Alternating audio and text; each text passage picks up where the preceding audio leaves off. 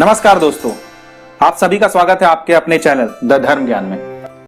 दोस्तों, महाभारत से जुड़ी कई कथाएं प्रचलित हैं। इन कथाओं में जीवन को सुखी बनाने के सूत्र बताए गए हैं। आज हम आपको महाभारत से जुड़ी एक ऐसी कथा सुनाएंगे जिसे सुनकर आप जानेंगे कि हमें अधर्मी लोगों से क्यों दूर रहना चाहिए। महाभारत में द्रौपदी के चीरहरण का प्रसंग एक ऐसी घटना मानी जाती है जिसने कौरवों के अंत की कहानी लिखने वाला कुरुक्षेत्र का युद्ध कराया।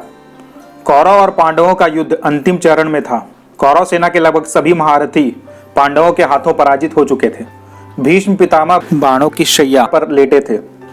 उस समय एक दिन युद्ध विराम के बाद सभी पांडव और द्रौपदी भीष्म पितामह से मिलने पहुंचे। भीष्म पितामह पांडवों को धर्म अधर्म, नीतियों तथा ज्ञान की बातें बता रहे थे। तब द्रौपदी ने कहा कि पितामह, आज आप ज्ञान की बातें कर रहे हैं, लेकिन जिस दिन भरी सभा में मेरा चीरहरण हो रहा था, आप भी वहां थे। तब आपका यह ज्ञान कहां था? आप उस समय चुप क्यों रहे? मेरी मदद क्यों नहीं की? आपके सामने अधर्म हो रहा था, लेकिन आप कुछ भी क्यों नहीं कर सके?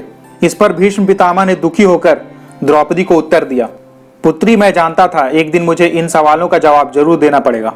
जिस दिन यह अधर्म हो रहा था, उस दिन भी मेरे मन में यही प्रश्न चल रहा था। मनुष्य जैसा अन्न ग्रहण करता है, उसकी बुद्धि और विवेक भी वैसा ही हो जाता है। मैंने समस्त जीवन पापियों का अन्न ग्रहण किया, इसलिए मेरी बुद्धि उस समय कुंद हो गई और मैं अन्याय को अपने समक्ष होता देख भी चुप रहा। मैं कौरवों का ऋणी था और यही मेरे मौन का कारण था। इस पर द्रौपदी ने भीष्म पितामह से कहा कि धर्म के लिए आवाज उठाना ही कर्तव्य है। फिर द्रौपदी ने प्रश्न किया कि आज आप ज्ञान की बातें कैसे कर रहे हैं? भीष्म पितामह ने जवाब दिया, अर्जुन के बाणों के कारण मेरे शरीर से सारा रक्त बह गया। ये रक्त भी दुर्योधन के दिए अन्न से ही बना था। अब मेरे शरीर में रक्त ही नहीं है और इसलिए मैं दुर्योधन के अन्न के प्रभाव से मुक्त हो गया हूं तथा आज ज्ञान की ये बातें कर पा रहा हूं। भीष्म की ये बातें सुनकर द्रौपदी संतुष्ट हो गई और उसने भीष्म पितामह को प्रणाम किया।